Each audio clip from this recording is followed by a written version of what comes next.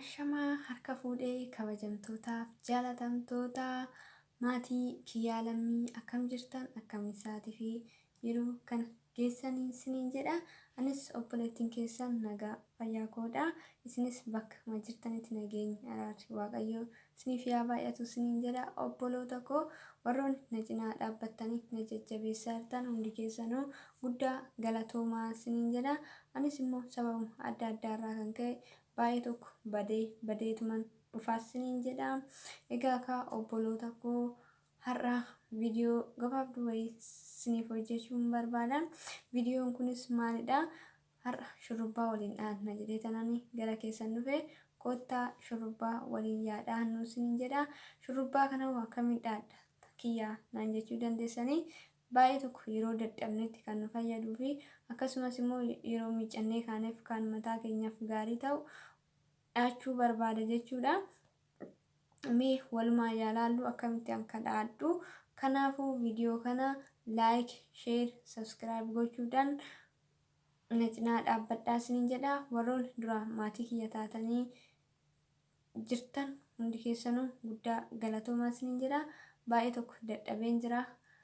Dalagaarran oolee dalagaarras dhufee kaanan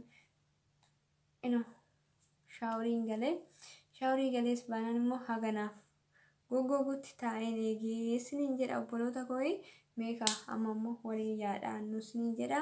Kottaa waliin dhaanna. Qibaatii isaa wantiin baay'ee dibee hin jiru. Of keessa bishaan qaba waan ta'eef amma garuu dhaachuutti deemna. Waliin yaa dhaannu isiniin jedha. Hiiffilus akkanumatti man dhaachuun barbaada. Akka na jalaa hin caccabnee fi sa'aatii kootis naa qusataa na jalaa isin caccabu. Waa baay'eef nu fayyada isiniin jedha. Bishaanis asuma keessa wanta hundumaanuu wal keessa nu walaa kan nadhaamee akka borgottis nu dhibneef dhaachuu barbaada. Kottaa waliin yaa dhaannu isiniin jedha. Gaafa akkanumatti qunxurannee jechuudha. Haaluma gabaabaadhaan daddafnee akka fixannuuf borutti kun baay'ee tokko nu lasaa qibaatii xiqqootti dibeen jira. Baay'ee isaatti hin dibne jechuudha.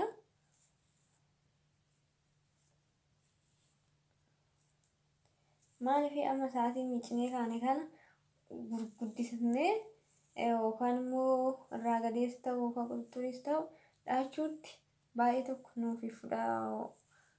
Nu walaa wal keessa makama jechuudha.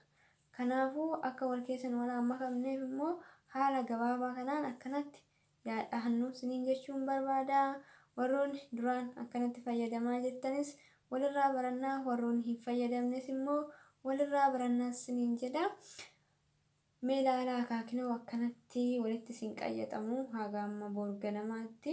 Borganamas yeroo aarsaa baay'ee ittiin kaffaliin dafee fudhadhee yoon dhaadhes yoonan immoo akkanumatti ittiin deemes akkanumatti na fayyada jechuudha.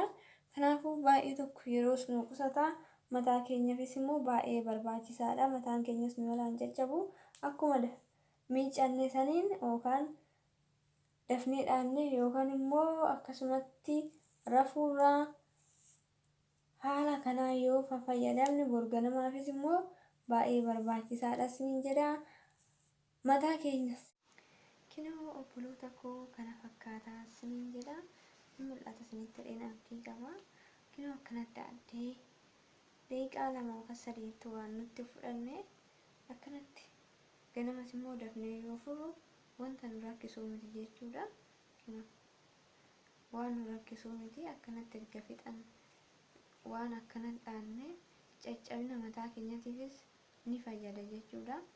Akkanatti itti fayyadamaa jiraanni mataan kee baay'ee ni jalaa caccaba jedheetuma jechuudha.